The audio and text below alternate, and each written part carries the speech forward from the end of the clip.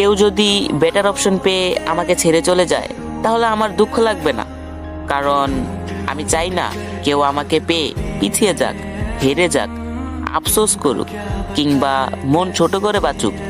আমি চাই সে জিতুক, সে জীবনে অনেক এগিয়ে যাক, অনেক মন খুলে বাঁচুক, আর আমি না হয় বোকা হয়ে থাকলাম।